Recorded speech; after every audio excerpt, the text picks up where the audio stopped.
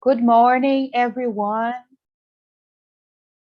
Welcome back to our 2021 Summer School on Brazilian Studies. The Office of International Affairs of the Universidade Federal de Minas Gerais would like to welcome you back.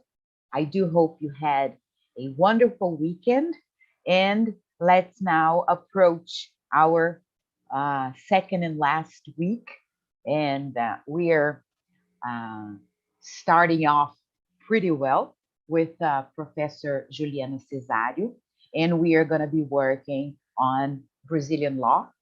I would believe a tough matter, but fortunately, Professor Juliana will be able to give us some insightful ideas on the topic. And I'm pretty sure you will be in great hands with her. And I do hope you will also be able to enjoy our other events apart from the classes that we're going to have in Brazilian morning. And I don't know the rest of you. Brazilian afternoon, actually. In the afternoon, Brazilian time, we're going to have tomorrow a visit to Inhotim. I hope you can participate on that. And then on Thursday, we are going to have one of the topmost scientists of the world, I would say, certainly top most Brazilian scientist, Professor Nicoleles. And also on Friday, finally, we're going to have our closing session, our luau, which is this very Brazilian traditional event in which we can sing, perform, recite poetry. And I also do hope you can participate on those other events apart from the classes we're having in the morning. But for today, we are glad and very happy to welcome Professor Juliana Cesario, who's a professor at UFMG. Please, Professor Juliana, the floor is yours. Thank you so much, Luciana. Hello, everyone. I hope everyone is well, fine, with health. And first, before starting our conversation today, I want to thank the DRI, Diretoria de Relações Internacionais, the International Relations Office, for the invitation and the opportunity to be here with you today. So I hope we have a great time together. So I'll start sharing my screen so we can start talking. Just a second.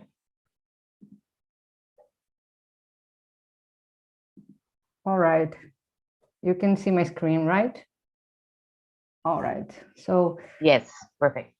Great. So let's start it. So today we're going to talk about Brazilian law. Of course, it will be a general approach, but what I would like to highlight with you are some challenges, some possibilities, and some points that I believe that can be useful to not only understand better Brazil, our country, but also to understand and think about law, its role, and its possibilities, okay? So this is the syllabus of the class we are having today. First, we'll discuss what's the law of the land, meaning what are we talking about when we say the Brazilian law, for example, or the Argentinian law, the Colombian law, what does it mean? And then after these observations, we'll start talking about the Brazilian legal system, its context. We're going to talk about the Brazilian constitutions, and I'll use the constitutions to reflect on its contexts, its innovations, but also its setbacks. And until the point that we reach the 1988, that is the current constitution, we're going to discuss it, the text of the constitution, but also how the current constitution organizes Brazilian state and society. So we're going to talk about federalism, separation of powers, vote rights, rights in general, social rights, individual rights, and current challenges in Brazilian law. Okay, all right. So let me, okay, the first thing that I would like to address with you is what does it mean to say, well, we are going to talk about Brazilian law. What is this law? What does it mean? Is it the constitution or the statutes or the executive orders in general? Or no, when we talk about the law, we are talking about judicial decisions, for example, how the Supreme Court understands the right to freedom of speech, for example. Or are we talking about the international treaties and conventions, for instance, in human rights that a certain state has ratified? Okay, so these are all different ways to look at the law and to ask yourself what law is. The other thing is, even if we decide for one of these elements, what are we gonna be observing? The text, the values behind the text, the interpretation made by who of this text? The Supreme Court, the legislative power, the society in general, social movements, or we are gonna be looking to the implementation of these, for example, rights. So what is the law? The law is what is written in the Constitution or in the legislation, or the law is how this text is interpreted by elected branches, for example, or is the law what is in fact implemented, what we can see in the reality when we apply the law, what is applicable, how it is applicable, would that be the law? So that's my first question for you. And I would answer saying that is all of that. But of course, at some points, we're going to be looking more at some of these elements than to the others. But we should bear in mind that the law of the land, the law of a state is composed by all of these elements. So I would like for you to have that in mind, because that also allows us to think that law can be ambiguous, that law can be contradictory, right? And law can also be controversial and disputable within a country, right? So law, or a part of the law, the Constitution, for example, can be mobilized by different groups to defend their views of the society. And perhaps, even if these views or opposed views, they both will be based in the same laws, the same constitution. Or they will differently argue that some piece of this law should prevail instead of the other. So the idea here is to think law as this environment in which are present many elements that can be mobilized differently depending of who is doing that, and that also will change accordingly to time and to context. Okay, so this would be the first idea I would like to share with you. Law is complex, law is contradictory, and law is contingent, sorry. What does it mean? It means law is related to the context, all right? And it changes according to the context. Okay, let's move forward. So here I would like to highlight some elements, historical elements of Brazilian trajectory, historical trajectory, that I believe are paramount or crucial or fundamental to understand, of course, Brazilian society, but also, and specifically, since we are talking about law, Brazilian law. And we'll see how these elements are still present in some current elements of Brazilian law. And these two elements I would like to highlight, to stress, is colonialism and slavery. Okay, these are two big marks of Brazilian history that certainly haven't been completely overcome. Okay, and it will influence how the country and the country's law has developed. Okay, and that can be seen not only in the constitutions that we'll more specifically discuss, or more detailed, in a more detailed way to observe, but also in general laws. Okay, and if we think, for example, how law in general can be selectively applied, we can think in branches of law such as, for example, criminal law, right? That is currently argued to be selectively applied in a way to punish, disproportionately punish, for example, Black persons in Brazil. Is this a direct heritage of the slavery? Many scholars will discuss it. Some will say it is in a way, and others will look at this problem as a lack of appropriately dealing with the end of slavery, of the legacy of slavery.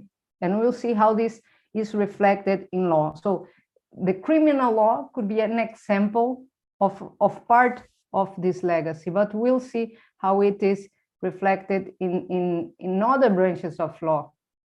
Another one could be property rights, right? Right to the land.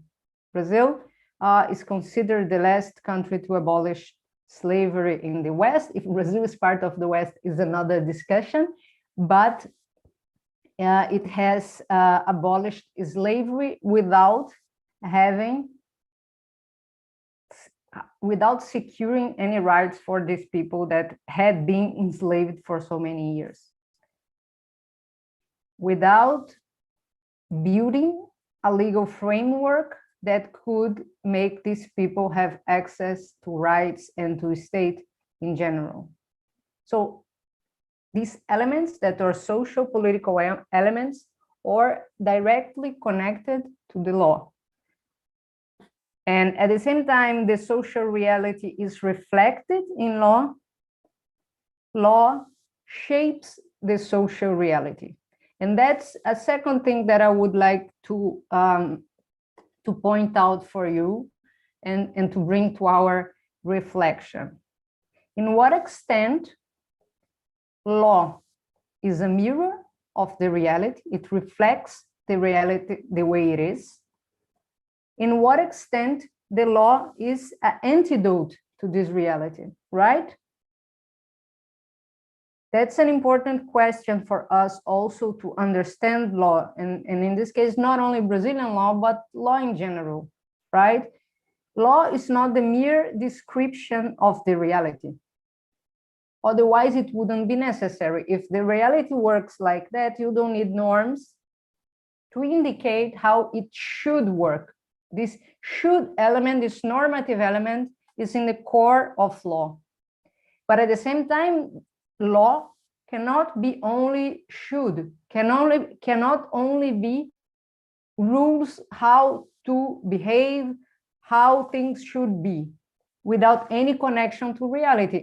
Otherwise, they will only be letters in paper without any effectivity.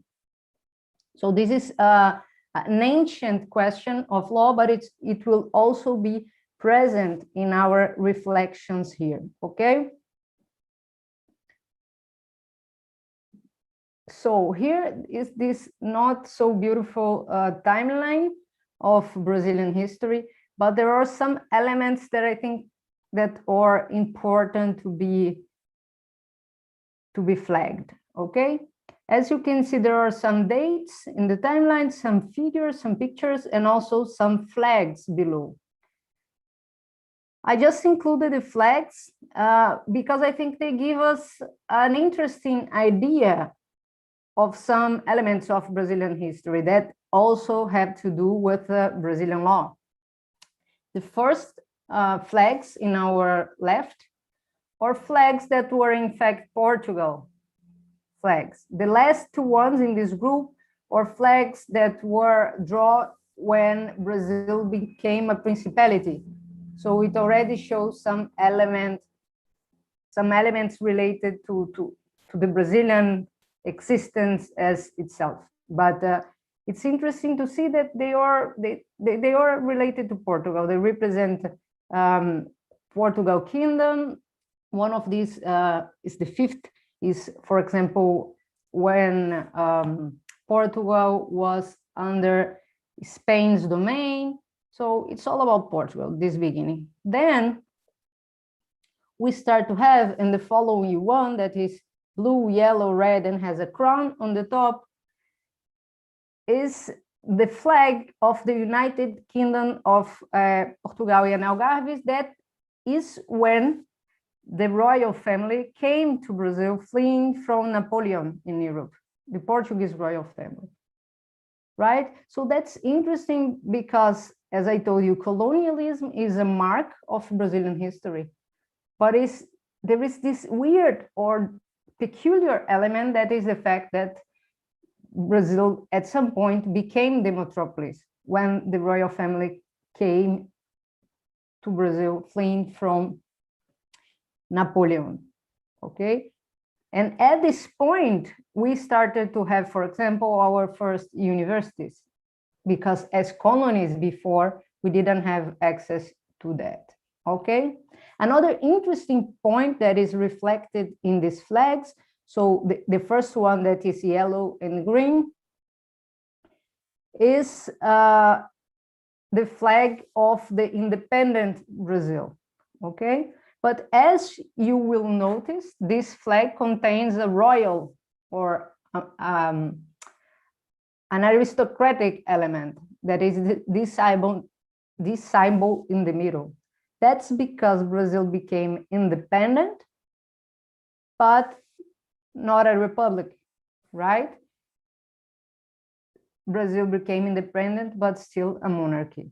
And that's also another peculiarity of our history that will reflect in our laws. As we'll see, our first Brazilian constitution, it's constitutional based on a monarchy.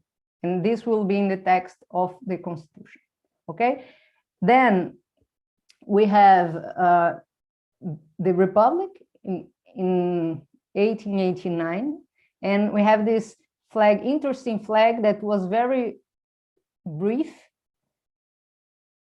the one that looks like the United States of America flag. And that's interesting because it shows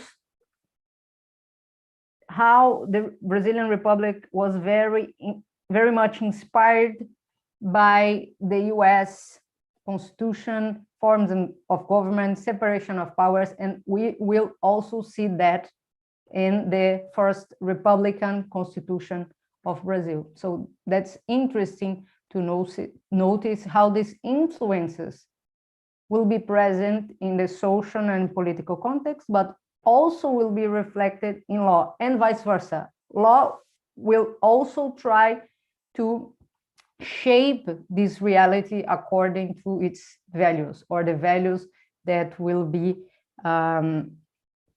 defended or asserted by these norms. And the last one is the current flag of Brazil that has this interesting motto that is order and progress, that also has to do with the ideas, the values that would be in place at the time of the beginning of the Brazilian Republic. Okay, so as I told you, our first constitution, now I know the screen will be a little bit weird, but it's because I would like to read something for you that is in the text of the Constitution. So I'll have to minimize my screen here. But our first constitution, as I told you, was monarch constitution, right? But it's interesting to see the contradictions in law when you read the constitution, this 1824 constitution. Brazil was independent, but the king of Brazil was the son of the king of Portugal. And how is that reflected in law, right? So if you read this first Brazilian constitution, this monarch constitution, you will notice, for example, that it assures individual rights. And how is that possible in a country that allows slavery, right? So this is a contradiction in law, but not only Brazilian law, of course. You have at this time in the world declarations of human rights that also didn't see a contradiction in this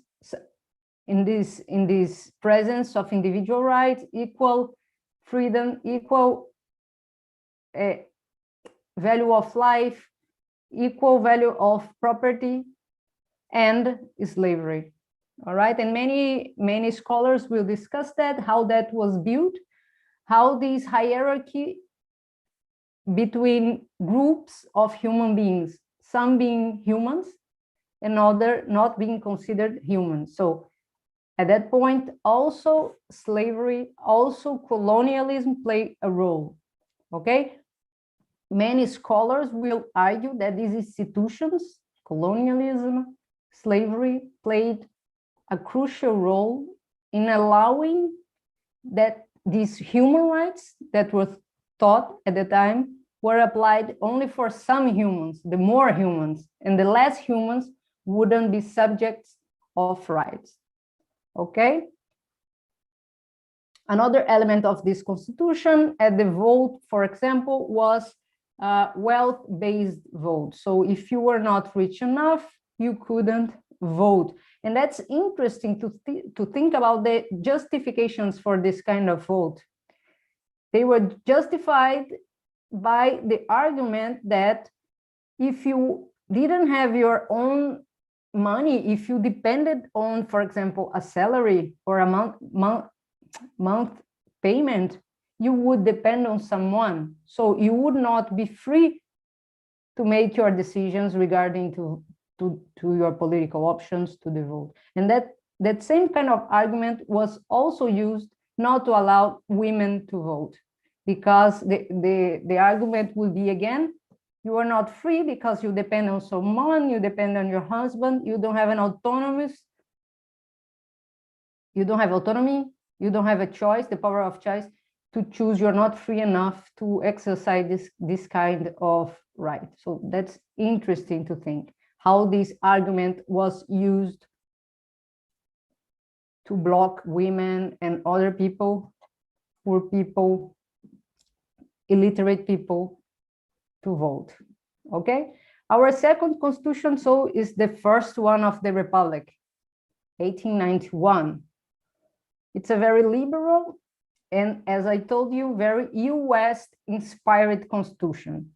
So Brazil, inspired by the USA, will adopt the presidentialism, will adopt the judicial review that was not common at the time, right? The courts being able to challenge the constitutionality of legislation, for example, enacted by parliament. That was not usual. That was a USA invention, and Brazil adopted it very early by influence of a very famous jurist called Rui Barbosa. Professor Juliana, I'm sorry interrupting you. I would just like to ask you to put your presentation in presentation mode, because right now, yes, now it's better. Thank you. Okay. I'll just wait a second, because I wanted to read something for you from one constitution. Okay, okay, let's see. from the next constitution. So the next constitutional then, so we had this republic, this first republic that was ruled by a certain kind of elite, okay? And there was this military elite, but also from very traditional states. Minas Gerais was one of them, São Paulo was the other, and they would take turns in power. At some point, some people, especially military personnel from lowest rank, started to go against it and mobilized to have a new constitution that would be a more modern constitution, and that was the Constitution of 1934. This one that is the third in our list. And that's very interesting because this was a constitution that was based in the Weimar Republic. You know, the Weimar Republic in Germany, that was a constitution that would bring, for example, lots of social rights, the state intervention in economy in order, for example, to secure education, healthcare, and these benefits, for social benefits for the population.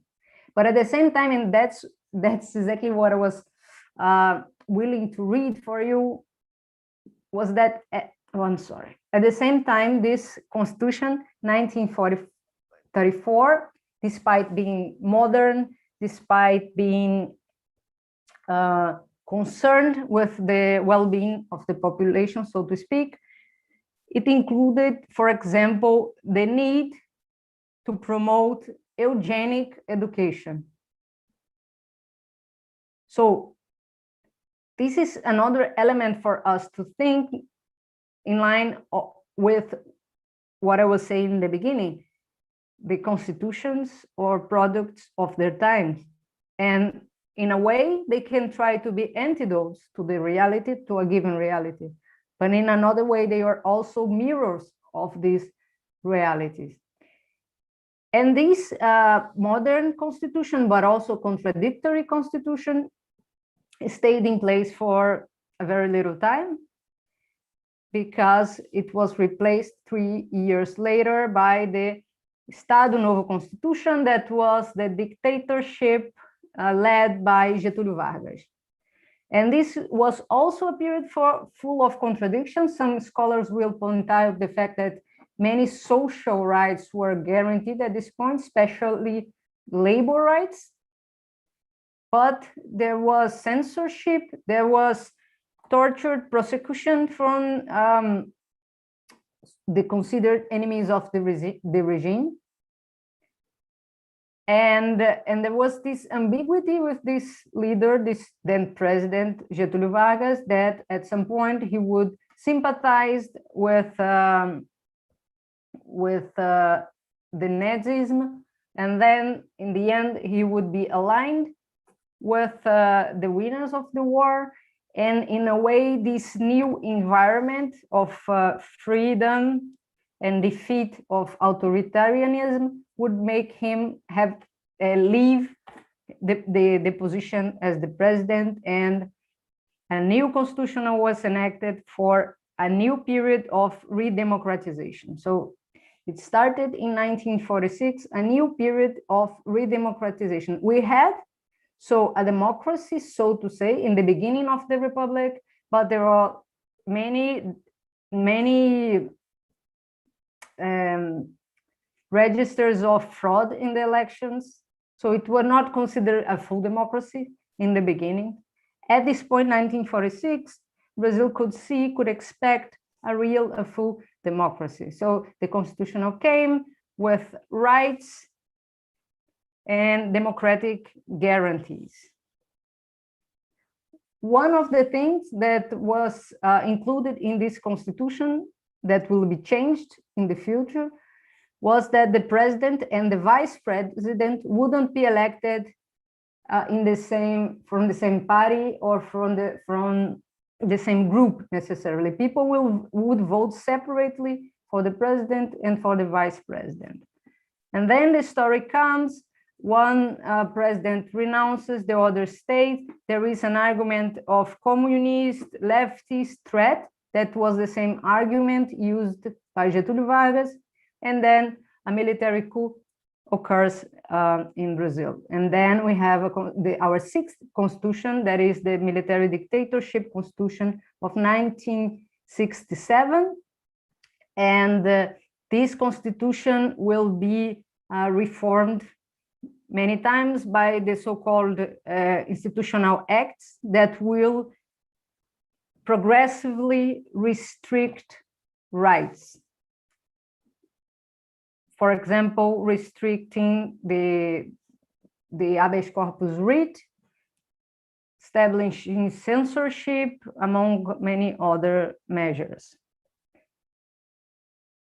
Finally, after, of course, a lot of mobilization, the military dictatorship ends and the new and current constitution is enacted, that is called the Citizen Constitution. So I want to speak a little bit more about this. This constitution, the Citizens Constitution, the 1988 Constitution, the current constitution, is written throughout a democratic process, although it is considered a progressive, in a way, constitution. But it's interesting to notice that women, for example, were less than 10% of the constituents. Black people were less than 10%, indigenous people even less. So it's interesting to see. It was a democratic process, but we could currently ask ourselves if it was a very representative process. Well, but coming from the dictatorship, this constitution tried to assure a lot of mechanisms that would leave behind this dictator or authoritarian order. So that can be seen in many provisions of the constitution, but also, as I was telling in the beginning, this constitution also has its contradictions. Okay, and we'll talk more about this. I would only notice the fact we are not like here in a history class, but regarding this process of authoritarianism, and this is important for us to think the law now. The armed forces were the main responsible for this process, but of course there were many civil society sectors that were involved in this process. And nowadays we know that this process was also backed by the government of the US. We're not like go deep on this, but I think that are elements that are interesting to think about constitutional and law resilience nowadays, but we'll talk about that later. So the Constitution of 1988, as I told you, represents a new moment. It's full of hope. It had a lot of public participation. I told you that the representatives were not that diverse, but despite of that, many people were involved in the works of the Constituent Assembly. And these pictures are from this period. It's interesting that many social groups mobilized, went to Brasilia, to the capital, to put pressure on their representatives, to participate in public hearings, to subscribe popular amendments. That was a mechanism of participating in the works. So it was an important moment, a mobilization moment, a moment when the country stopped to think about its past in a way and its future. But that could have been a rupture with the past, with the authoritarian past, and it was not. And it's interesting to notice that, as I told you, Brazilian independence, for instance, was not a rupture with the past, right? Brazil became independent, but became independent with a monarch, with an empire, with a king. Brazilian became a republic without a revolution. And after a military dictatorship, Brazil decided to do a constitution, but many of the past elements were still there, okay? And we'll discuss that a little bit. So the 1988 Constitution, it's a constitution democratic in its origins, right? It was not imposed. It was written by a group of constituents with popular participation. But as I told you, some people will criticize the diversity of these members. And for example, this is a debate that is very relevant at this point. For example, in Chile, when a new constitution is being written and this element of diversity is being considered in designing the constitution, the Constituent Assembly. Second, the Constitution of 1988 is inspired in the constitutions of Portugal and Spain of the prior decade. It's a long constitution, and it's a constitution that is considered to be not a rupture, but a possibility of agreement between different parts of the society, including the military that were in power. So this is very interesting to observe. Okay, how, for example, and this is interesting of all constitutional process, when we say like we are funding a new constitution, a new order, and constitutions usually come after a crisis, after a revolution, after the independence of a certain country, for example. And we saw that the Brazilian constitutions came in this very specific and special moment. So the literature on constituent power, on this power that enacts, that funds a new constitutional order, is traditionally will point out the fact that it has the power, these moments, these special moments have the power of funding a new order. But when a country enacts a new constitution, that doesn't mean that the prior legislation becomes invalid automatically. So we had a new constitution in October 1988, but that doesn't mean that the day after all the past legislation wouldn't be applied. On the opposite, then it would be necessary to see case by case which laws, which statutes would be compatible or not with the Constitution, but that through a process of judicial review made by judiciary power. We're going to talk a little bit about this. But I'm saying that to call your attention to the fact that even if the Constitution comes full of promises, it has to live with a past order that is still there. Okay, and we can think about that right now. Okay, if we think that, for example, the statute that regulates the impeachment process in Brazil is from the 50s, for example, is still there, and other legislations. Okay, just to have in mind that the Constitution, although it intends to start a new order, it doesn't have the power to make it all new, okay, in terms of law. But that's one thing. So the Brazilian Constitution is long. It has it tries to to make compatible different interests, including of the people that were then in power. As we'll see differently, for example, from Argentina, the justices of the Supreme Court remain the same. So a new constitution is enacted. The Supreme Court has its roles changed, as we'll see. It becomes more a constitutional court.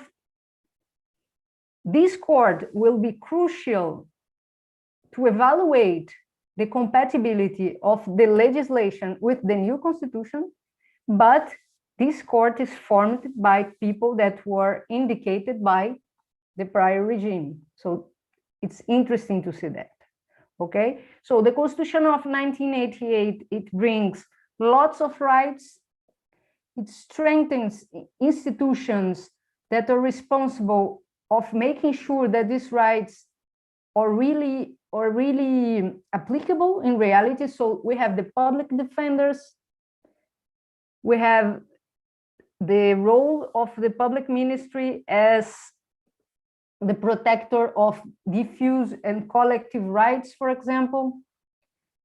We have new constitutional actions in order to challenge the constitutionality of norms.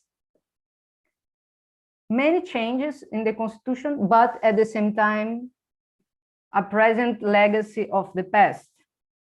We have in our constitution, for example, the provision that says that there will be a military justice to judge, for example, crimes related to military activities. Some countries don't have that, and some people will point out that this also, for example, a legacy of this prior regime.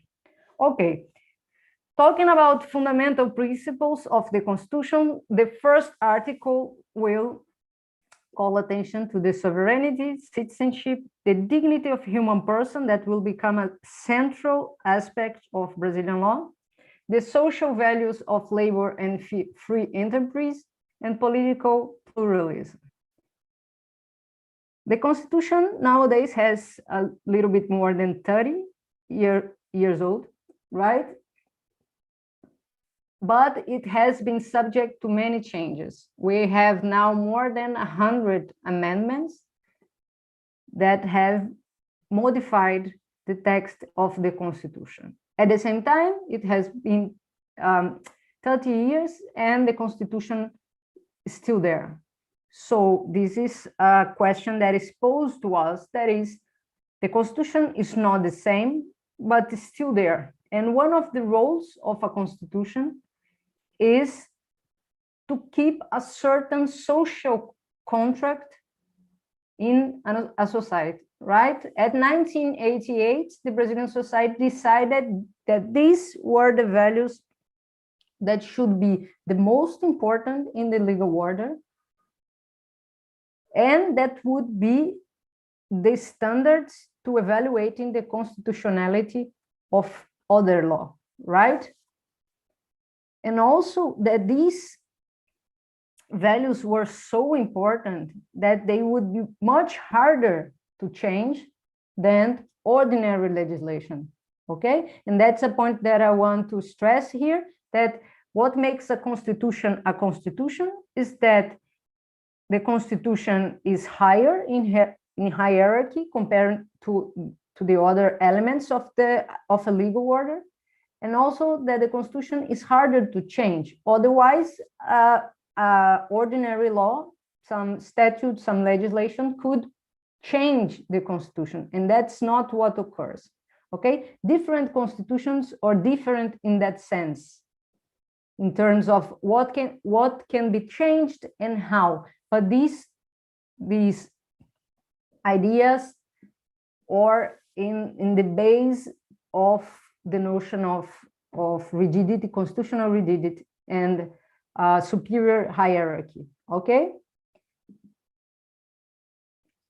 The Brazilian Constitution of 1988 is not only more difficult to change than law, as in general the constitutions are, not all, but in general they are, but it has immutable clauses that we call cláusulas pétreas, that the literal translation would be stone clauses, because they would be made in rock, in stone.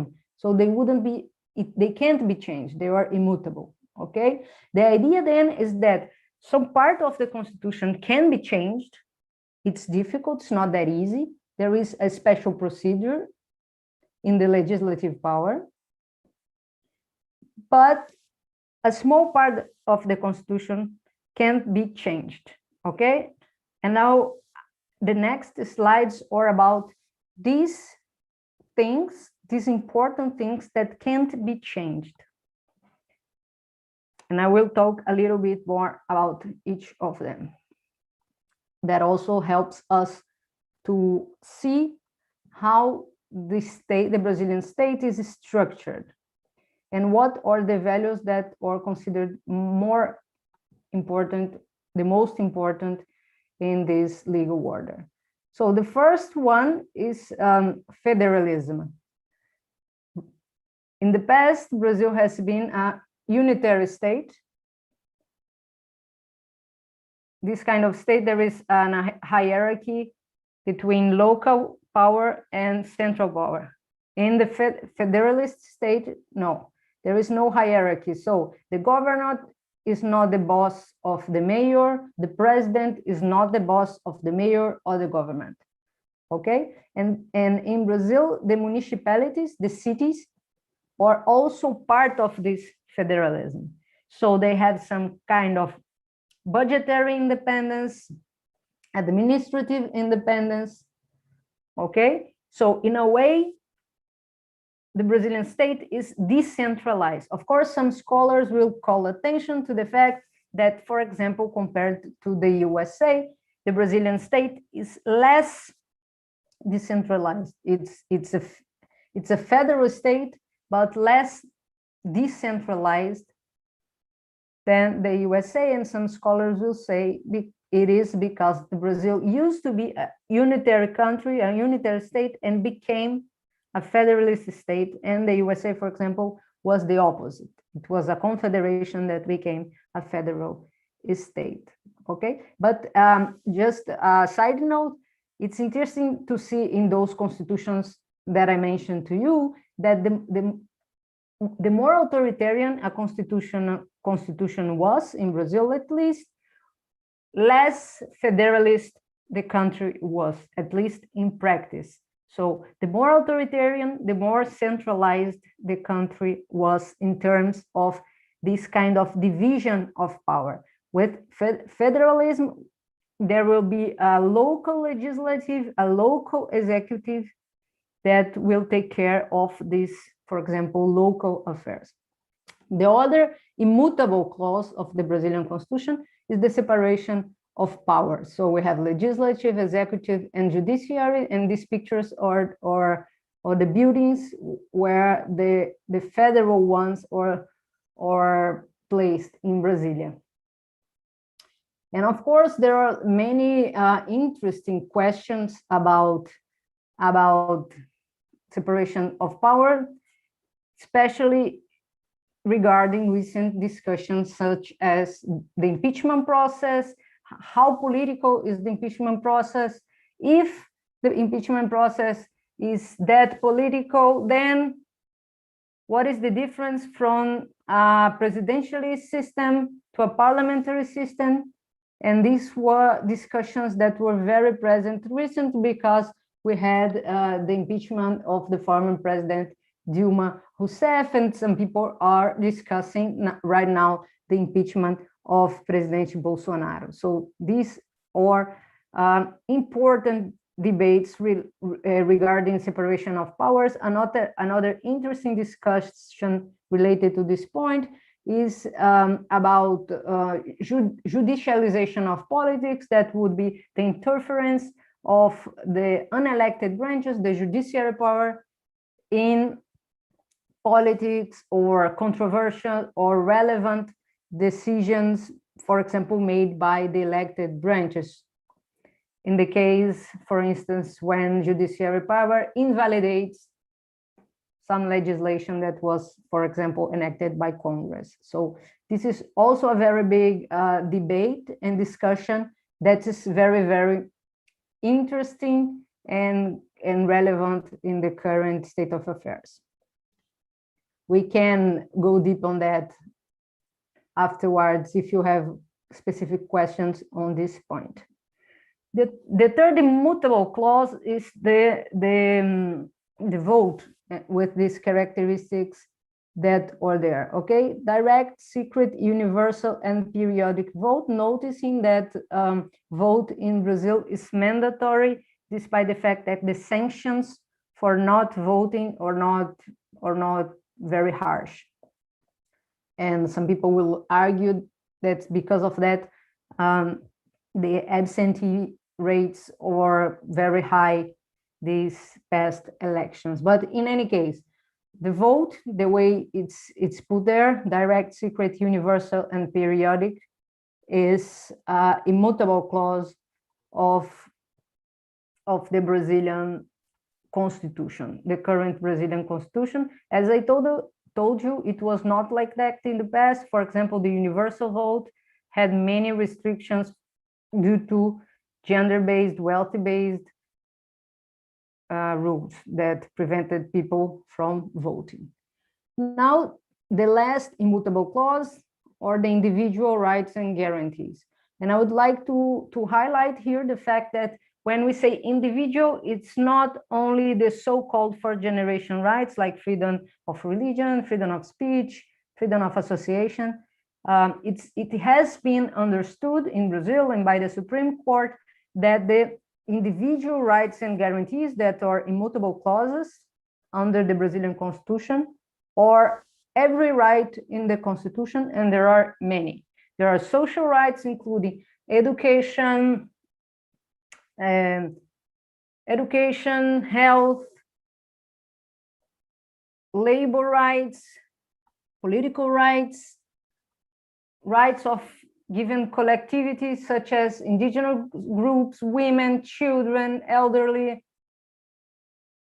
and the so-called individual rights too, okay? So there are many, many rights in the Brazilian Constitution, and they are all considered immutable clauses. Of course, there is a debate on the content of these clauses, because, for example, if you say equality, what does it mean in practice is disputable.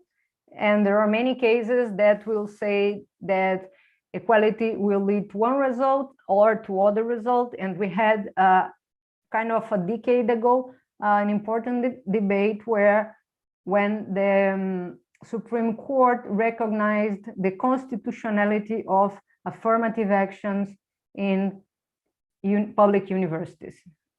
Affirmative actions with race-based criteria were considered constitutional under the 1988 Constitution. So, but equality was being argued in both sides. So there is this debate on the content of some rights, and this discussion will be present in many cases decided by, for example, the Supreme Court or in legislative debates.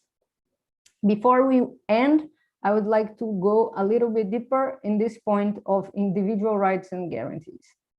This is the hierarchical pyramid of norms in Brazil. We have the Constitution on top, the international human rights norms below the Constitution and above the legislation.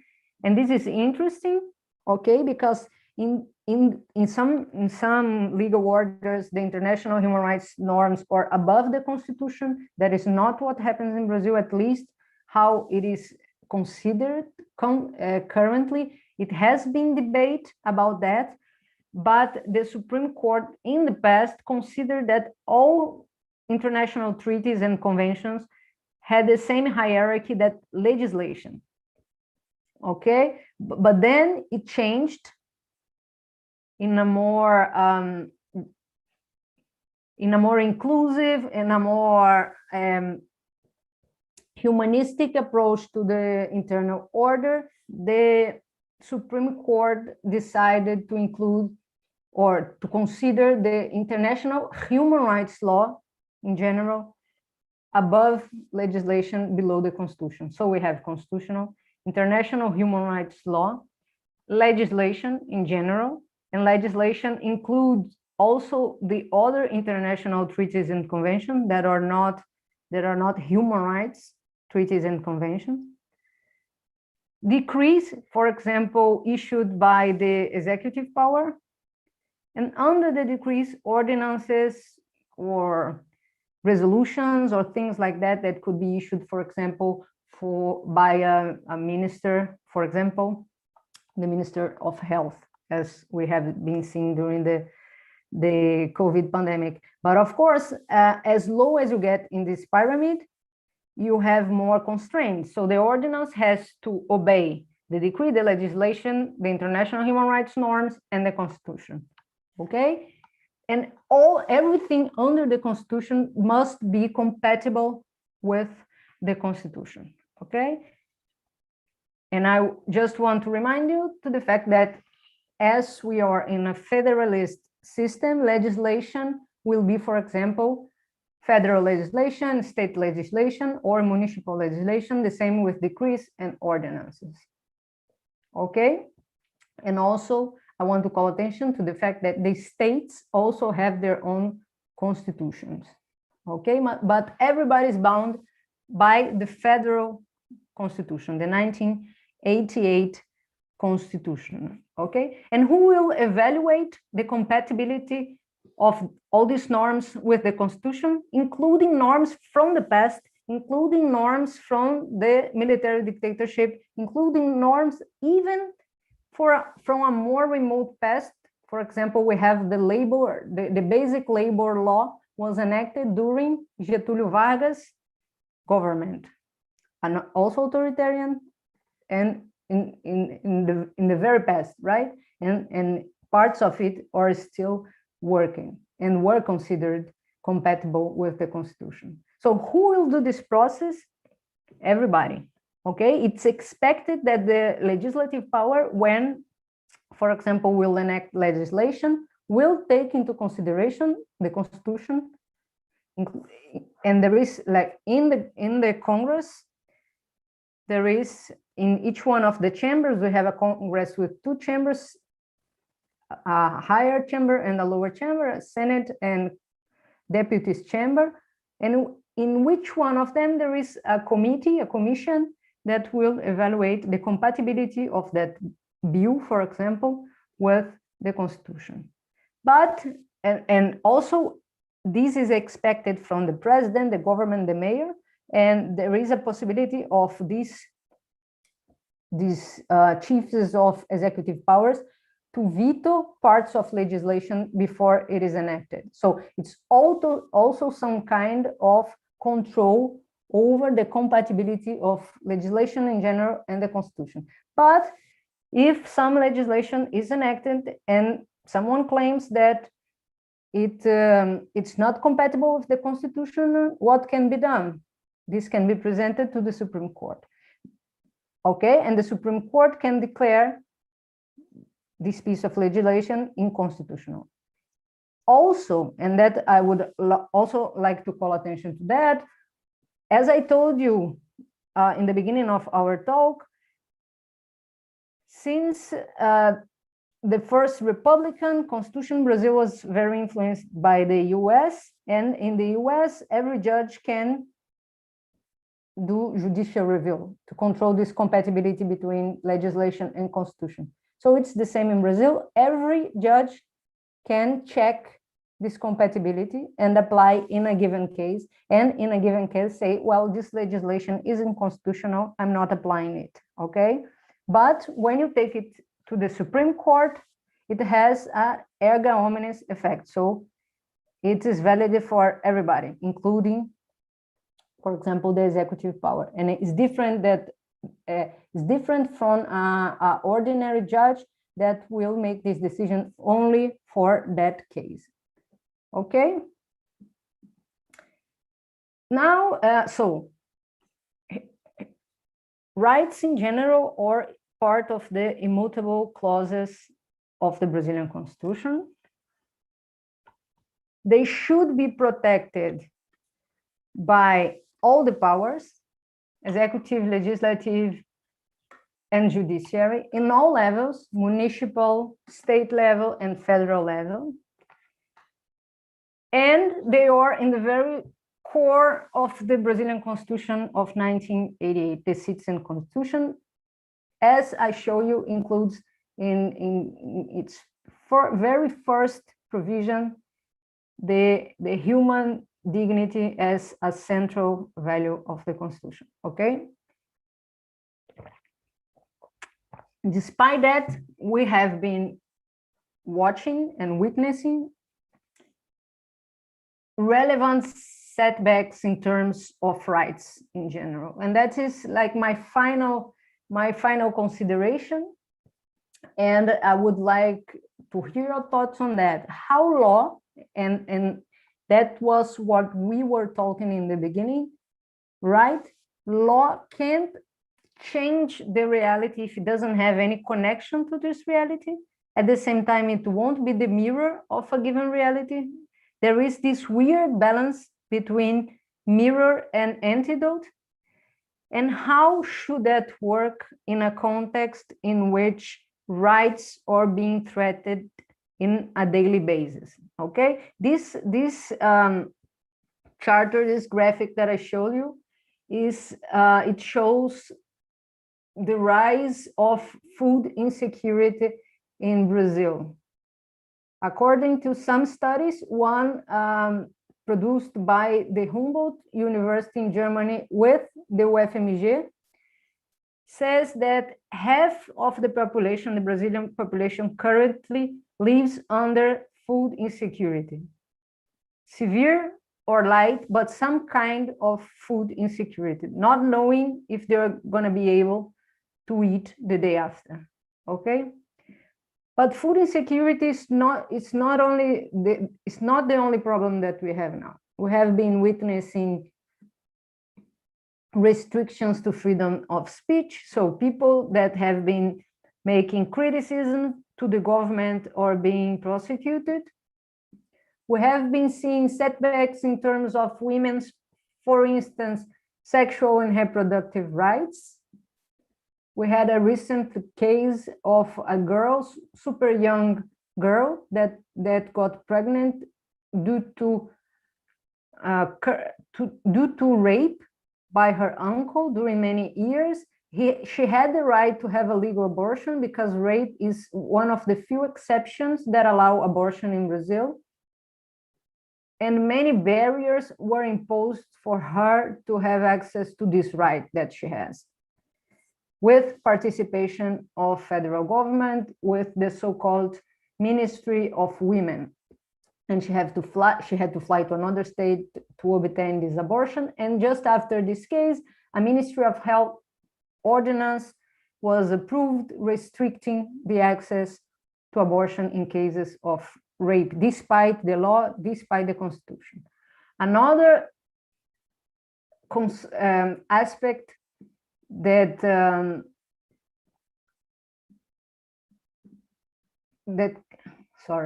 can be considered a source of concern is the militarization of politics, of the executive power, the presence and the increase of the presence of military personnel in the political and social life of Brazilian democracy. And as scholars specialized in this issue put it, the imbalance between civil and military relationships.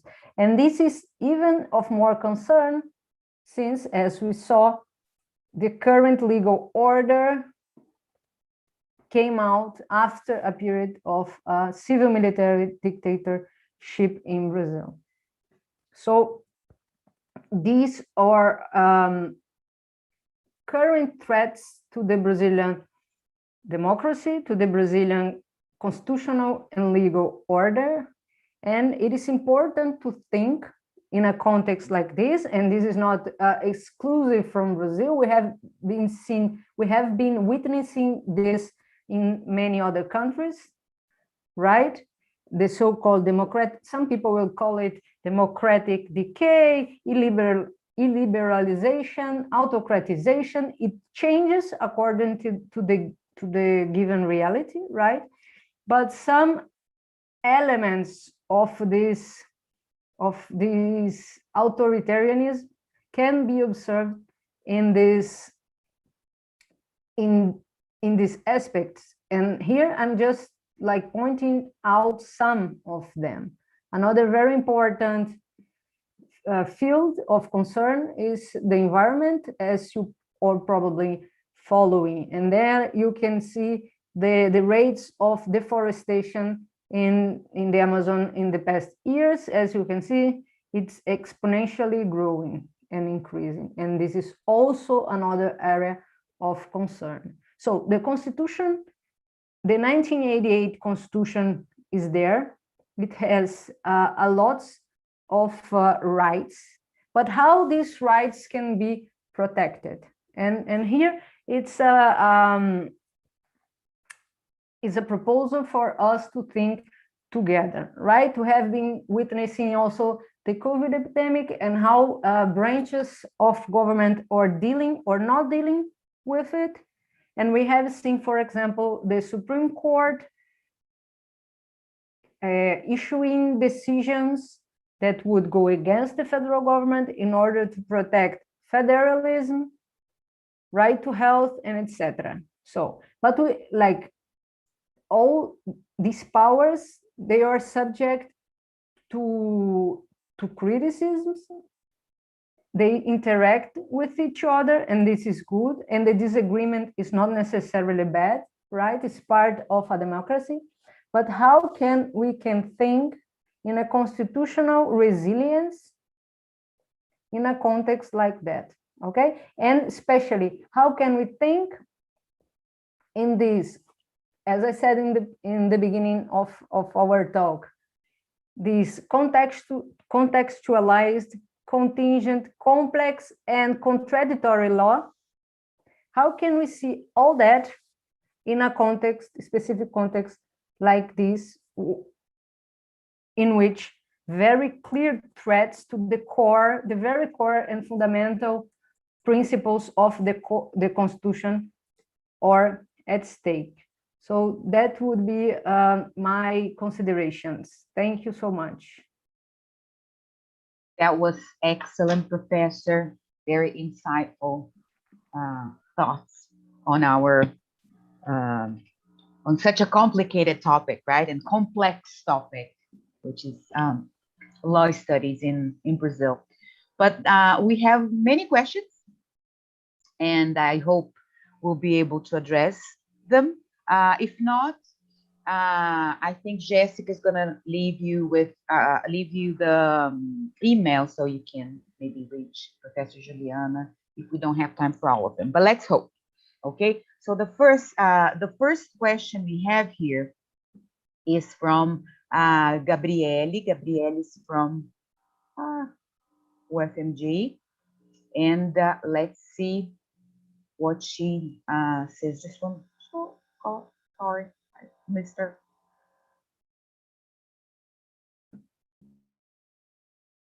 Okay, so Gabriele, is there a way, she's from the School of Arts, is there a way to make laws less interpretive to avoid injustice, and that people bend them to their own benefit without losing flexibility to treat each case as unique as they are?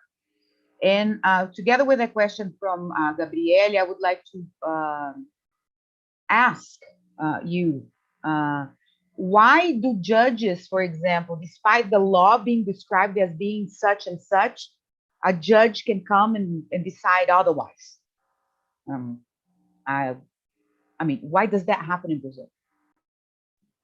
Thank you, Luciana. Thank you, Gabriele, for your question. I think that's a huge challenge of law. I don't know if we want less interpretation, because interpretation is in the basis of law. There is no rule that is not interpreted. Even if it seems very obvious, there is interpretation. If we say, and the Brazilian Constitution has a provision that says to become president of Brazil, for example, to become the president of Brazil, one must have, or must be 35 years old and be a native Brazilian, for example. But what is a native Brazilian? How do you count 35 years old? These rules seem very, very clear, but they don't exist without interpretation. And of course, we are living in a difficult moment in which things that seemed very basic and clear and consensual, not controversial at all, 35 is 35, for example, are becoming more controversial. And this is difficult because the very basic agreements that we need to have the law or to have a democracy, or in a way being challenged. So I think this is a specific difficult question. But despite the interpretative thing, I think, and here addressing more the Luciana's point, that there shall be a concern from the judiciary power to make their decision legitimate in the eyes of the society.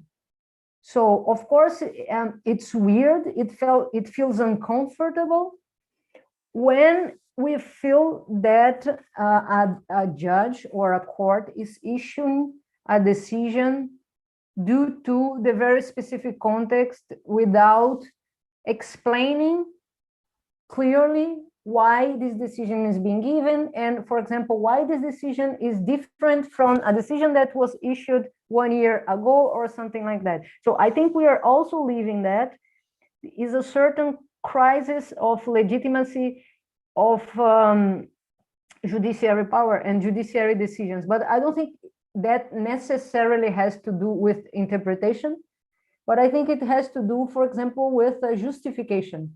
Like the judiciary power is not elected. They doesn't have a justificative to be there that is, well, I'm representing the will of the people that elected me. They are there because they will decide according to law. What is law? Very complicated. We have been like discussing this whole morning, but at least there are some consensus of what is law, and these judges' peers and this judges' community must be convinced that this decision is valid under the law. Even if I don't agree with the decision itself, I should agree that the way the decision was taken is correct. But I think that now this is a little bit at stake in Brazil, and the judiciary itself has contributed to that. That's true. Thank you very much, Professor. Now, Max, please. Thank you, Professor Juliana. Now we have a question from Ícaro Belém Horta. He's a student at UFMG in the course of geography. And his question, here in Brazil, we saw a law that was and is made by white men. We can see some of these consequences in prisons and in the society. How can we change this reality thinking the law? How the law can change this sad reality? Thank you, Marcos. Thank you very much, Ícaro, for your question, very relevant question. I think it also depends to think how law can help us with these injustices, with these violations of human rights. We have to think, what is law? What are we talking about, right? So how can law made, for example, and I think here you were thinking about law enacted by Congress, for example, can help us. Then we can think, well, perhaps we should considering diversifying legislative branch. And there are initiatives regarding that. And in Brazil, for example, there is a current debate on affirmative actions for women in politics. We still have we already have a provision that that provides for 30% of female candidates, but now they are discussing like 15% of places of seats in Congress. But this is also very complicated because it seems like an advancement, but 15% is exactly what we already have in Parliament. So it won't change, and perhaps will change the 30%. So complicated. We have to look at this very carefully, but it's a possibility. Thinking about measures or mechanisms of pluralizing this space is one. And the other is, at the same time, and using strategically each one of these arenas, thinking of counter-majoritarian spaces, for example, the courts. I'm not saying, like I was just criticizing judiciary power, I'm not saying that judiciary power or any power will save us. Nobody will save us, we will save us.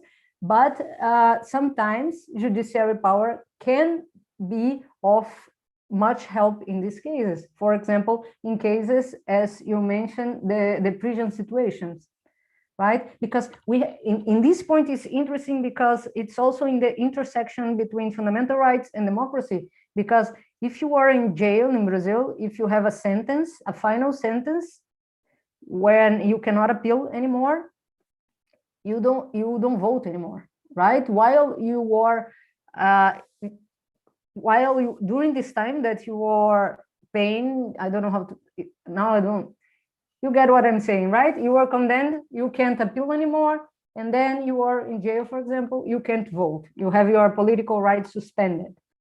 And this is a problem in terms of democracy. That is how these people will represent themselves and ask for rights if they can't vote. And there is and this is a debate in constitutional law in general. For example, in the United Kingdom, this is also a debate because there is some similar provision, and this has been discussed before the European Court of Human Rights. But in Brazil, what happens that is, because this is in the Constitution. So I was telling, our Constitution is great at some point, but it has its limitations, right? And this is one that can be at least questioned. But an additional problem is that people that are in jail but doesn't have a final decision, technically they can vote, but they're not allowed to in practice because the ballots are not offered to them. There are some rules about registering that create obstacles for them to vote. So this is also a violation of human rights because the Constitution doesn't say that these people can't vote, but in practice, they can't vote. And how are they represent their interests if they don't vote? There are other possibilities. Judicial branches could be some kind of solution at some point for some cases. And they should be, because they exist, like a constitutional court exists to be counter-majoritarian, to go against the majoritarian trends and passions and all of that, to be able to, because they don't rely on the votes to exist, to have their positions and all that. That was excellent. Thank you very much, Professor, once again. And then we have a question from Leandro. And then I just would like Leandro to help us out. The question is, Professor, do you think that the long colonial, he's from the School of Music, do you think that the long colonial period and the coming of the crown, bringing various aesthetic and intellectual changes, such as the Brazilian Baroque, for example, influenced the rise and a certain lack of authoritarianism and conservadorism? I don't know if the rise and a certain lack, I didn't quite get that. But do you think that there was any influence? Maybe Leandro can help us out. Okay. Thank you. Yeah. Thank you, Luciana. Thank you, Leandro, for a question. For me, it was not completely clear, the end of your question too, but I think I got it. And I think, well, I think the historical influences that we had, of course, influence the way that we behave today. But I think like it's not, and some scholars will point out that, and I think it's important, it's not something that is genetic, right? It's not something that can't be changed. It's not something that is in our blood. We are like this, we are whatever, authoritarian, racist, colonialist, and we are. Yeah, I agree with that. And I think, but I think it's not genetic. I think it has to do also with the options that we have been doing in terms, for example, of rupture with this authoritarian past, initiatives related to justice, truth, memory. All that is important. Reparation, dealing with the past. We had, and this is interesting also in the field of the law, because we had the opportunity, for example, to do that with the Lei de Anistia, the Anistia law. That was the legislation that was enacted to deal with the violations of rights, with the crimes that occurred during the dictatorship. And this legislation said, okay, it's fine for all the sides. If you committed some kind of crime, you won't be prosecuted by that. And this legislation was challenged before the Inter-American Court of Human Rights. The Inter-American Court of Human Rights said, in the case Gomes Lund, also known as Guerrilla do Araguaia, the Inter-American Court said, and later in another case Herzog, the court said it can't be like this. This legislation violates the American Convention of Human Rights. And we had the opportunity to take that as a learning moment to reflect on our past, but we didn't. The Supreme Court, the Brazilian Supreme Court said, no problem, this Anistia law is compatible with the Constitution, so these people can't be prosecuted. So, well, this case is still pending a final decision before the Supreme Court, because before, like after the Inter-American Court decision, the claimants in the case presented a new kind of appeal saying, well, so what about now? Like they said exactly the opposite you are saying. What happens? And this hasn't been decided, and it's been pending for, I don't know, a decade or even more, and nothing happened. And that could be an opportunity to deal with this past that is more recent, but also has to do with this past that Leandro is pointing out. So I think, of course, we are not detached from our history, but it doesn't mean that we can't fix it, right? So, but we have to take responsibility. Excellent, thank you, Marcos. Thank you, Professor. So the next question is from Rodrigo Franco. He's a student at School of Law here at UFMG, and he's asking, is the Brazilian Constitution being slowly eroded by legislative action since the 90s, for example, by amendments granting re-election powers to the president, establishing strict budgetary goals, and changing procedural provisions concerning preemptive arrests? Is the 88 Constitution still in force in its original form? Thank you, Rodrigo, for your question. I think each example you brought could be discussed separately, because I think it's very different situation. And I think like generalizing, saying that legislative action is the reason why there would be occurring erosion of the Constitution, I don't know if I would agree. I think it's more complex than that. I think that have been action, and of course, currently the executive power goes beyond like any kind of restriction. But there are many important laws that have been approved by legislative power too. And for example, it would be easy to mention the Lei Maria da Penha, for example, that is also always considered an advancement. Some people will criticize it, but it's considered an advance in terms of women's rights, the law that is against domestic violence. So it came from the legislative. So I wouldn't say like that legislative action is responsible. As we were saying before, the Supreme Court has also given not only bad decisions, but have been behaving in ways that could challenge the legitimacy of the Constitution and the executive powers too. So I wouldn't blame the legislative power. And I really think that these examples, they can or not be problematic. So I don't know. And when you say, for example, is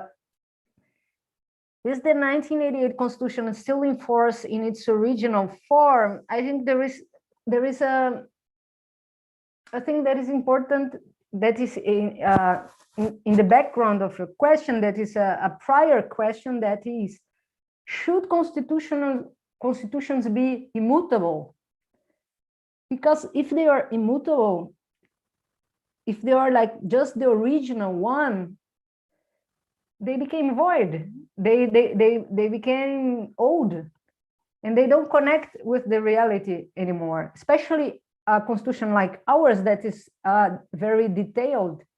One could argue that, for example, the USA Constitution has more than 200 years, but it's very like synthetic. And it has been changing a lot throughout interpretation. So I don't know, because it's not bad per se that the Constitution changes, but we have like to think about what changes are these, or changes that go against the core of the Constitution, or unconstitutional changes. That's very serious, and that I would agree with you, that is very serious. Couldn't be. If the Constitution is subverted and doesn't represent anything, or is being used to do things that go against what it represents, or its values, or its provisions, that would be bad. But talking about our original Constitution, also because we were discussing that before, it was not that despite the importance of the Constituent Assembly, the participation and all that, it was not, for example, a very diverse body of representatives. So do we want always to be ruled by the ideas of the people that were there? The future generation, can't we evolve? Can't we become better?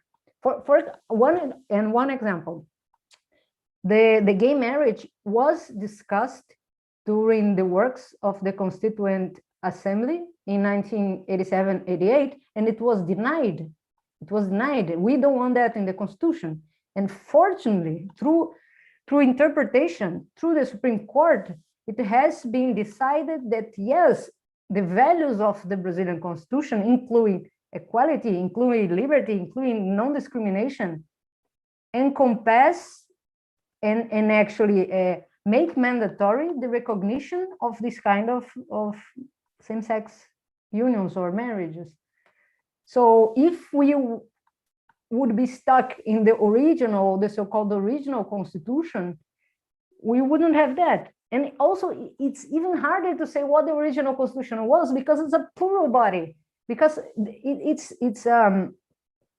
has its origins in an agreement of very diverse people, and some people could read even in the day of the enactment of the Constitution, some people would read the provisions differently. So it's hard also to say, and this is this huge debate in the US, for example, what did the founding fathers want when they enacted so-and-so provisions? Because what is the original voice of the Constitution? So I think it's difficult to put the things in this way. Excellent. Thank you very much. We're always changing, right? Society's changing, so why not the law, right? So we have a question from Ursula. She's from the University of Münster in Germany. And her question is very interesting. How are rights of indigenous people implemented in the Constitution of 1988? How can they be enforced? Are they enforced? So again, clear us out on indigenous matters. Thank you, Luciana. Thank you, Ursula, for your question. Yes, the Brazilian Constitution has many provisions regarding the indigenous people, and including provisions that have to do with their land properties. But for example, regarding to that, to tuition the titles for the people like to have their lands and have it protected. There are debates before the Brazilian Supreme Court, for example, because executive power tries to restrict or to impose more requirements for these land rights to be recognized, and this is being discussed before the Supreme Court also. So yeah, it's an important question. It's an important question in the Constitution, and it's interesting to read how many indigenous groups mobilized during the Constituent Assembly in 87 and 88. And one of the pictures I showed you shows like these indigenous persons in the Congress, like, and there are like some very moving episodes that occurred of indigenous people in the Congress singing, making demonstrations, claiming for their rights. There is this very, very nice video, and I recommend that, of Ailton Krenak, that is indigenous leadership during the Constituent Assembly in Congress, talking about indigenous rights. So yes, this is a core issue, and indigenous rights are present in the Constitution, not the same way as constitutions that came after did, for example, the Bolivian, the Peruvian constitution, but they are recognized in the 1988 constitution, but there are many obstacles to this implementation, and it's under dispute within this current government. Of course, it's not helping it, but there are cases pending also before. They want to reduce, right, Professor? They want to reduce the amount of land, but Yes. that's unconstitutional. Wouldn't that be considered unconstitutional? Yeah, but there is this big debate about, they call it marco temporal. It's a way of interpreting a provision of the Constitution of this demarcation of lands that the ones that want to reduce it says that the indigenous groups should be in their land, having the right recognized at the time of the enactment of the Constitution. Otherwise, they wouldn't have this right. So, and that makes a very big difference to know who is going to assess this right. And of course, the more inclusive, the more pro-human rights, indigenous rights thesis is that this requirement makes no sense. But there is a legal debate on that could have like very harmful consequences. I would say that this temporal landmark, right, should be from the 1500s. So the amount of land indigenous people had in the 1500s should be the amount of land indigenous people should be given now, right? Very controversial topic. Okay. So Marcos, please. Okay. So Professor, now we have a few questions, and they are from Laura from Mykolas Romeris University in Lithuania. It's a few questions. I will ask you all of them. If you want me to repeat some of them, I can repeat them later. So her questions: how is circumstantial evidence understood in Brazilian criminal law? Do direct and circumstantial evidence play the same role in the legal system? Is there a balance between them? And she continues, how is corruption understood in Brazilian criminal law? Different countries understand and define it differently. What do you think about the possibility of including the crime of corruption to the international crimes list, so we could unify the definition, the means of preventing and combating this crime? Okay, thank you, Marcos. Thank you, Laura, for your question. I will start with the corruption topic. It's under debate. We have some crimes, many crimes related to how to say that, the bad use, for example, of public resources, or we have legislation regarding elections and crimes that could be committed regarding, for example, election or campaign fundings. And we had recently, during President Dilma Rousseff government, the enactment of a compliance law that since then it started to include also the role of not public servants, like private persons in this process. So I think this was an important step, not considering the corruption only as a state problem. Of course, it's a state problem, and there are some crimes that are related to the state and public money and all that, but also including the whole chain and the whole system that benefits from these schemes.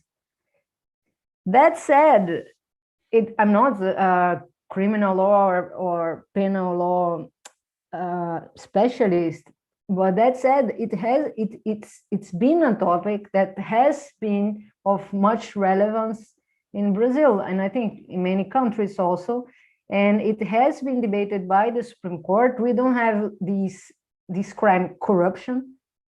We have many crimes that relate to this kind of conducts. And these crimes have reached the Supreme Court very publicly in the 2000s with the so-called Mensalão, and more recently with the Lava Jato. So I think, and also considering the legislation I mentioned, I think there have been an increase and a process of thinking more about this topic and working more on this topic in Brazil in the past years. But we have also seen the political uses of so-called corruption. So that's also the problem, and it's more related to my field of work, that's constitutional law, human rights, and all that. That is the use of this argument as a way to violate fundamental rights, human rights in general. So as if and that happened in the past in some countries with terrorism. It's a kind of crime that's so unacceptable that allows any kind of misconduct of the state, of the judges, of the prosecutors.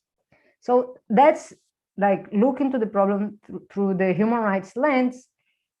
That's dangerous. So I think it's good that debate is developed.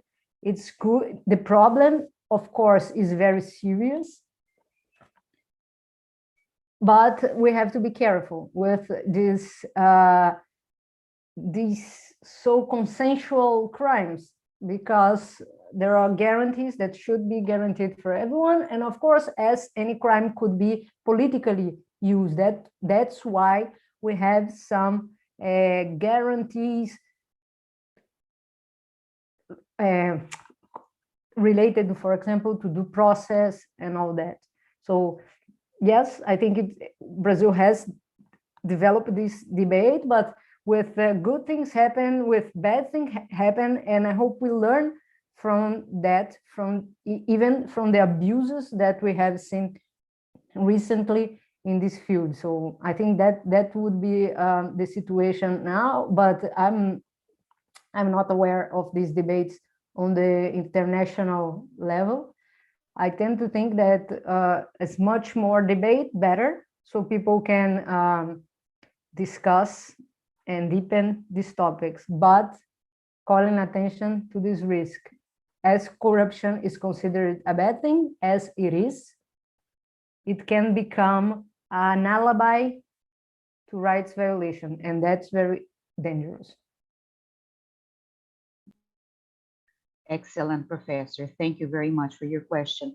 Now we have one more question from Simi Kucharova. And her question is, she's from the University of Glasgow. Was the Estado Novo Constitution somehow linked to Portugal and Salazar's regime? Thank you.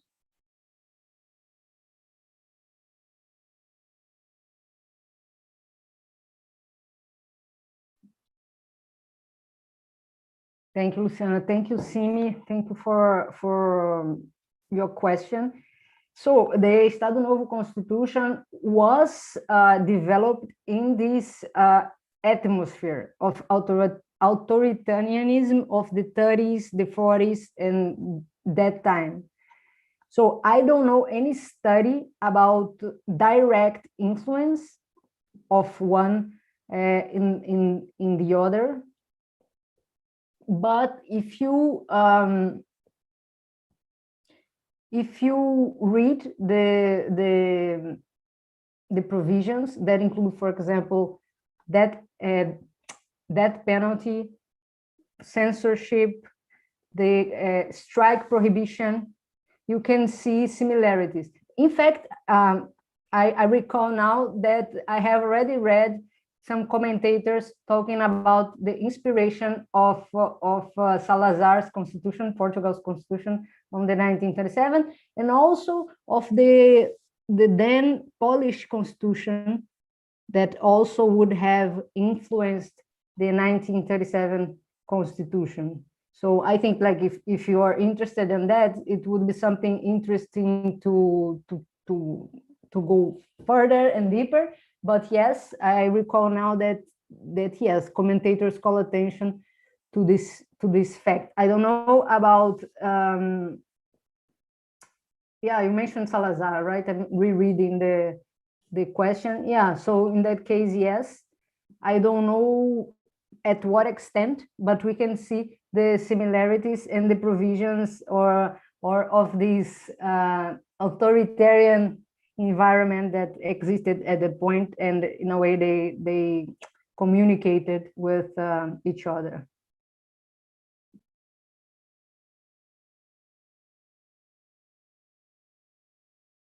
Thank you so much, Professor. Sorry. I have a question concerning the again about corruption and about punishing corrupt. I think we have developed somehow, I think from the, I think since Lula, for example, in which we had some politics being punished for their crimes, things that wouldn't happen before then, right? But we also find, and I was discussing this with Professor Aziz the other day, and we have crimes committed by the judiciary system, by judges, by desembargadores, by whatever. And these guys are never punished. Why is it so difficult to punish people from the judiciary? And how can we change that in a way? Because they are never caught. They are retired compulsively or something like that, but they do not get punished. Not one of them, ever. Yeah, that's true. That's true. I think there is this very corporatist factor that the institution protects itself by protecting very bad conduct. And it's not only in the judiciary power, we see that, for example, in the armed forces. And we have been seeing that in the armed force, or very strong institutions that have many good, honest people, but the society in general gets the impression that they protect themselves as a way to protect the institution. But I think that could be a next step of this fight against corruption, but very carefully not to repeat the same mistakes that were done in this process towards the politicians. Then many commentators call attention to that, the fact that this process led to a criminalization of politics. And that's very dangerous also. If you remove credibility from institutions, from political branches, and even if you do that from the judiciary, because a very bad side effect that you could have is, so then close the judiciary.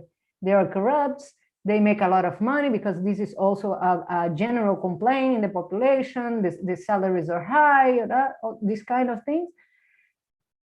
Close the judiciary. And this is dangerous, as we saw the threats to the Supreme Court, as we have been seeing the threats to the Supreme Court, and like a great part of my work is being like for many years to criticize the Supreme Court, but to criticize to make it better, not to close it and finish it. And I think that's the risk that we suffer, that the criticisms that are really, really important for the involvement of the institution can be used in a way to destroy the institutions. And I think that in a way we are seeing it now, but not to say that we should not denounce the corruption in any levels. I think it is important too, but just to call attention to the fact that we are living like these complex moments in which these agendas can be used also to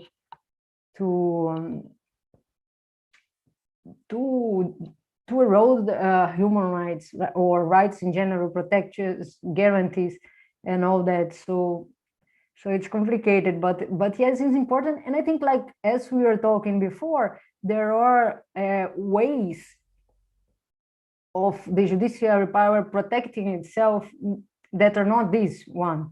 For example, justifying their decisions, having probe behavior, because we currently have a legislation that is the LOMA, that's Lei Orgânica da Magistratura, that has many provisions of how a judge should behave, including, for example, one of them, not to give interviews of pending cases. And we see that happening all the time, especially by the highest court, that is the Supreme Court. And this is a problem for their own legitimacy, because it's weird, of course, because a judge should be independent and impartial and not be on the press commenting on the cases. So there are ways more urgent, more necessary of the judiciary protecting itself than doing that of course is wrong, protecting, because nothing happens to them. Nothing happens to them. See, it's in the law. You cannot give interviews, and then they give interviews, and nothing happens. I really don't get that. For example, in the case of Moro, for example, in which he discharged conversations to the press, and then he became a minister months after that. Isn't this like very chaotic for the institution? Yeah. No, yeah, for sure. All the Moro episode was very problematic, and fortunately, the Supreme Court recognized late, but at least it did it, that this conduct violated the law, his conduct, many of his conduct. Fortunately, it happens. But yeah, but at the same time, I share with you this feeling of that things don't happen, but at the same time, there is a problem related to the political answer. Like the case of Moro, of course, he could have had some kind of punishment as judge, but he himself left the position judge and was part of elected government, and there is some kind of political responsibility that people also should take, like why voting for this government, why voting for this person that committed several illegalities as now recognized by the Supreme Court. So I think it's difficult because there is this political thing that we have to deal with the things that we do, the people in which we vote. But I agree, there are many elements and mechanisms of the system that subvert even the intention of voters and all that, and campaign funding is one of them that distorts the electoral process, that make it not representative of what people really want. There are like many kinds of distortion. This corporatism of, for example, judiciary and armed force, it's all there. But I think we have to be woke, so to speak, like to observe and not naturalize that, although it's difficult because every day is something new and bad. But yeah, we have only 10 minutes, but I really wanted to hear from you about, you were talking about our government, right? Our supposed government, or how we call it, this government. Isn't it about time for the president to be impeached, having had so many evidences of many, supposed crimes? I don't know if there were, or if they're, how the process goes, but because Dilma, she was impeached for so little and so much less than what we are having right now, as talking about scandals. yeah, I agree, but that's part of, I agree with the diagnosis of the thing, of the difference, the fact that Dilma was impeached by something that was not even proven to be a crime, and there are a huge list of crimes, this kind of crime that would lead to impeachment, the crime de responsabilidade, in the case of Bolsonaro. But the thing, the Supreme Court has a part in this, because one of the understandings, right or wrong, of the court was that the impeachment process is a political juridical process. As a political process, it's not as if a juridical process that would be, you have a crime, you have a consequence, and it's applied this way. There is like a political consideration about this. And the difference in the acceptance or the way, the perspective of the legislative of these crimes in the case of Dilma and Bolsonaro is very evident. But of course, we can try to think where the problems are, like where the problems are. How is possible to a government to keep his stability or its stability despite all this? Okay, he has the support of the legislative power. How is he doing that? How is this support being secured?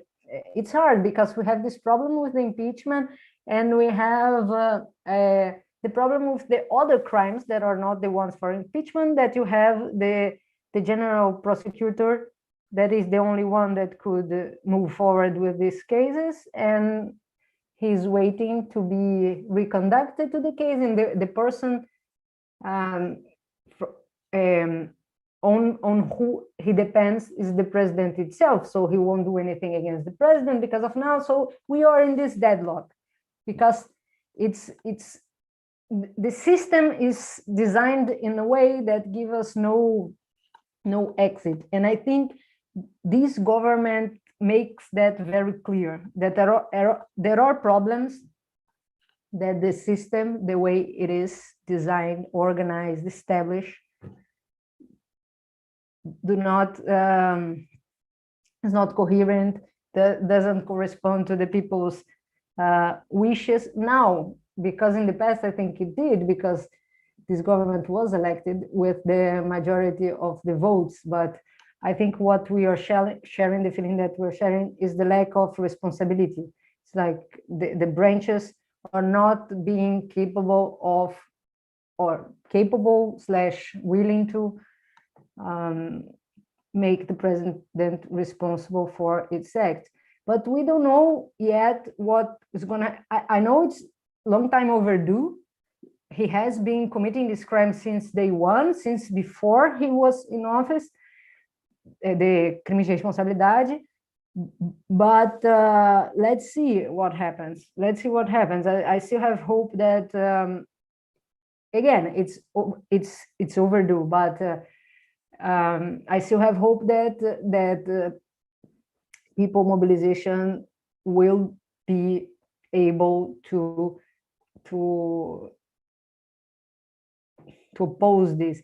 But I hope that, and I hope that we learn something from this experience, from the impeachment. At least, right? Yes, we have to learn something. I think that's the most important. Yeah. Okay, we have.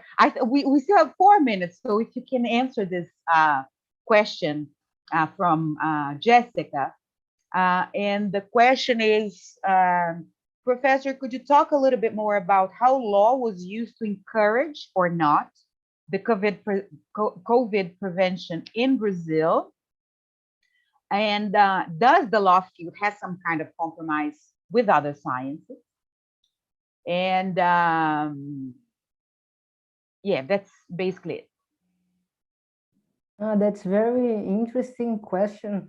And yes, it has been used, pro and con, the prevention and the fight against COVID.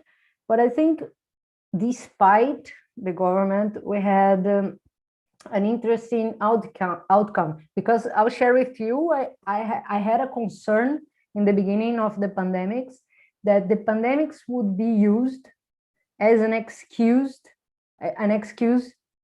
to violate rights in general. And federal government tried to do that in the beginning, and government lost in many cases before the Supreme Court. For example, government asked for sharing personal data of people between, like, asked for the persons, the population data for the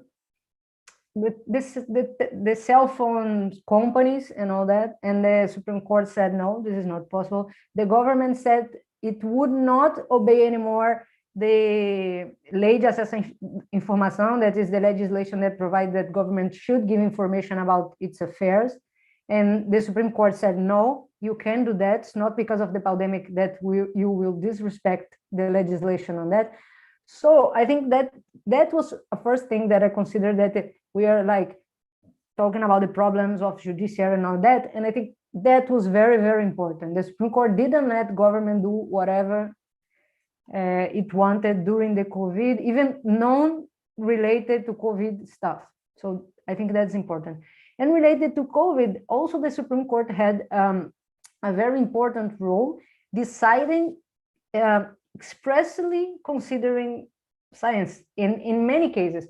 First, the one that was very important was the case, the important case in which the court said that the local authorities could impose harsher measures to fight COVID. And that was interesting because that was not in line with the traditional decisions of the court. Because traditionally, the Supreme Court, the Brazilian Supreme Court, has decisions that put a lot of power in the center, in the federal government. This case was different, so it changed its understanding of the federalist system because of COVID. And because of the evidences that harsher measures would promote health, life, and etc. So it used these provisions that are in the constitutional, for example, right to health, to rethink its own decisions on the federalist system, at least in regarding to COVID. So that was important. And another case in which the scientific criteria appeared a lot was the one in which were discussed legislation that said that the public agents couldn't be held responsible for mistakes regarding COVID. Okay, like I did something wrong, but it was a mistake. I can't be held accountable or responsible for that. And the Supreme Court decided very clearly that it wouldn't be included in these mistakes, these errors, things that would have a scientific standard, non-standard, etc. In the beginning, they were even planning to include expressed reference to the World Health Organization. In the end, they removed it. They said, like, I think national, international scientific agencies or health agencies or something like that. They didn't put the WHO explicitly, but it was very clear that they were willing to establish, to use a scientific criteria to say, well, if it was something that was known, scientifically speaking, you can't excuse, like, to be held accountable. It's not an excuse. So that was also interesting. So yes, science appears and has been appearing very much in law, specifically in this case. And there are many, I could think here of many other cases in which the Supreme Court had to do with science. And I'll just give 2 examples without developing them very much, but it was the discussion about, for example, abortion in cases of anencephalic fetus, the discussion on the legislation that would bring provisions about researches with, how do you say that? The cells that, célula tronco, I don't remember, stem cell, I don't remember the name, stem cell. Yeah. So then the court, thank you, the court decided on that. And there were even other cases related to the environment, to the use of amianto, that I also don't know how to say in English, but so many cases. I don't know how to say it. If anyone knows how to say amianto, I have no idea. Amianto chrysotila, but there are many cases in which the court had to decide based on scientific criteria. So yes, and that's very interesting and important. Excellent, Professor. Thank you so much. I'm so sorry. Now our time is up. It was an excellent session. It was an excellent morning. We're so pleased that you have shared a little bit of your knowledge with us and your time, of course. I would like to thank the presence of all of you students. And if you have missed any part of it, you will be able to watch the class afterwards on YouTube, so that you can review things, or some people were complaining they were unstable in terms of internet, so you can also go there later on. And it was very insightful on this, on such a rough and difficult matter. And you made it a little bit easier for us to understand. Thank you so much for that. And on behalf of the Office of International Affairs, our professor, our Deputy Dean of International Affairs of the Universidade Federal de Minas Gerais, UFMG, I would like to thank you. Professor Davison Belém Lopes would like to thank you as well. And also Professor Lucas Lima, who is the coordinator for the Summer School in Brazilian Studies. I would also like to thank you very much for this session. And I hope to see you again in presence, face-to-face next year in our Summer School 2022. Hopefully we'll all be there. Okay, thank you very much again. Thank you so much. Thank you so much. And if you have final words, please. I just want to thank this amazing opportunity. It was great. It was so much joy, so good to dialogue and exchange impression, concerns, and information. So thank you so much to you, Luciana, to Marcos, to Jessica, to the RI. Thank you so much. Thank you very much. So guys, in a few minutes, 11:30, right, Marcos? We have Portuguese. That's right, classes, Luciana. Portuguese for foreigners. And for those of you who are not in the class, We'll see each other again tomorrow. Okay? Thank you very much. Bye-bye.